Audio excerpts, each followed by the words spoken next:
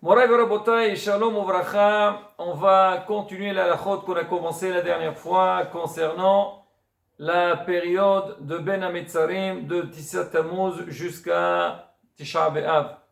On a expliqué que cette période, elle est découpée en trois parties. Il y a des minhagim qui démarrent déjà depuis le 17.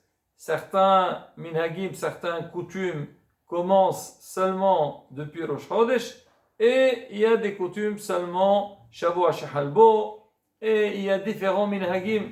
Donc chacun, il y a le Shulchan Aruch, il y a le Hagga, les Ashkenazim, mais chez les Sfaradim aussi, il y a énormément de différences.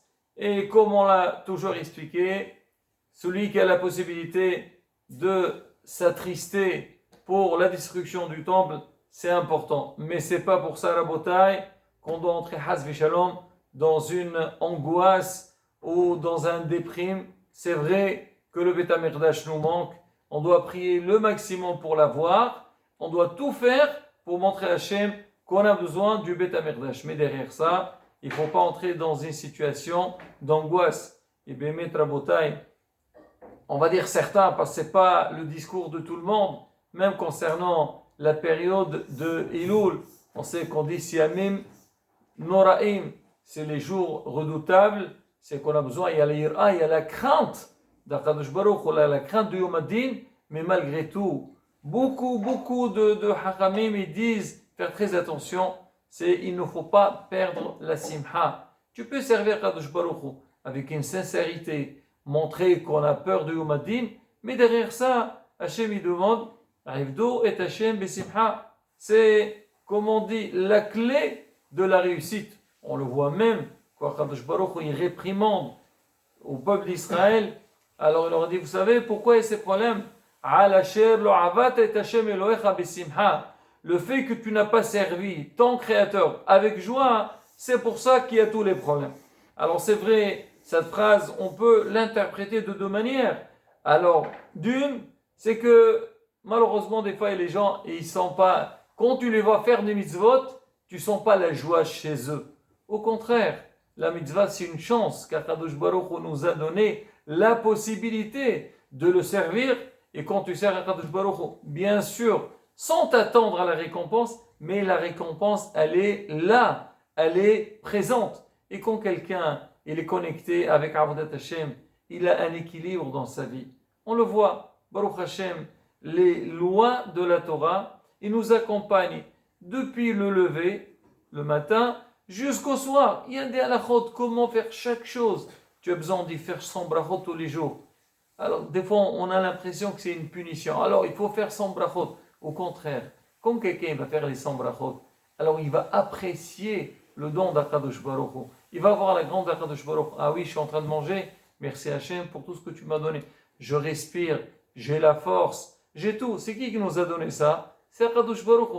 Et ça, la beauté, en même temps que la personne, elle fait les mitzvot, même que ça a l'air d'être quelque part une pression sur nous, alors que c'est pas vrai. C'est un équilibre qu'on a dans la vie. On le voit bien, le Shabbat. Il n'y a pas plus difficile que le Shabbat. Certains ils disent Shabbos. C'est quoi Shabbos? C'est quoi les initiales de Shabbos? C'est quoi? Certains ils disent Shabbos, c'est les initiales Shavui Bevet Soar. Comme si quelqu'un il est prisonnier dans une prison. Pourquoi? Parce que tu n'as pas le droit de faire. Tu ne fais pas ceci, tu ne fais pas cela. Il y a beaucoup de contraintes. Alors que celui qui connaît bien la valeur de Shabbat, il sait c'est quoi un Shabbat. Au contraire, quand Shabbat il sort, on n'est pas bien. C'est pour ça que c'est marqué dans la Lacha. Quand Shabbat il sort, on doit faire Boré, Mene, Bessamim, sentir des bonnes odeurs. Parce qu'on perd la Neshama, elle sort, Neshama Etera, et on n'est pas bien. C'est que le Shabbat, c'est vrai qu'on nous limite sur pas mal de choses, mais ces limites-là, c'est pour notre bien. Parce que si l'homme il a le droit de tout faire, Shabbat, ça devient comme on va dire, un jour férié. Comment tu vas sentir le repos? Il y a beaucoup de gens, ils te disent, moi, alors, allez, non, ils font pas Shabbat. Ils te disent le lendemain, ils sont fatigués. Comment ils vont reprendre la semaine? En France, il y a le dimanche. Mais nous, qu'on est Baruch Hashem, Aouvdé Hashem, on sert à Kadosh Baruch Hu, on fait la tfila, on fait la table de Shabbat, on a des restrictions, Mais tout ça, ça nous donne un équilibre dans la vie. Et c'est ça, Avodat Hashem, Rabotai. Avodat Hashem, c'est quoi? C'est vrai qu'on nous demande de faire certaines choses, mais on doit savoir, tout ce qu'Hachem nous demande, c'est pour notre bien et pour qu'on puisse vraiment avoir un équilibre dans notre vie. C'est pareil aussi, Rabotai, Hachamim dit cette période de Ben Hametzarim, c'est vrai, c'est une période dans laquelle on doit pleurer la destruction du temple. Alors, il y a énormément de restrictions, mais ces restrictions-ci, ils vont nous donner un équilibre. Am Israël, tout le temps qu'il va se rappeler de Beth Amikdash, il a l'espoir de l'avoir. Mais si on dit ça y est, c'est quelque chose qui est parti, on l'a perdu, malheureusement c'est fini, c'est pas, ça sert à rien de le pleurer. Ben, si ça sert à rien de le pleurer, Hasbe Shalom, il n'y a pas beaucoup de chances de l'avoir. Alors cette période que nos sages ils nous ont instauré, donc de respecter Ben Hametzarim, c'est vraiment le plus moment d'espoir. C'est ce qu'on dit Shabbat Nahamou, juste après la destruction du temple. Se consoler de quoi? Mais tu as vu, Tcha'B'Av il est passé, on n'a pas eu le Beth Amikdash. Alors on dit c'est quoi la vraie Nehama? Le fait qu'on le pleure et on l'attend, c'est ça la grande Nehama, que si Dieu veut un jour il viendra et on l'aura. Alors on va continuer à Rabotai sur les halachot qu'on a parlé. On a parlé la dernière fois sur le Shehiano.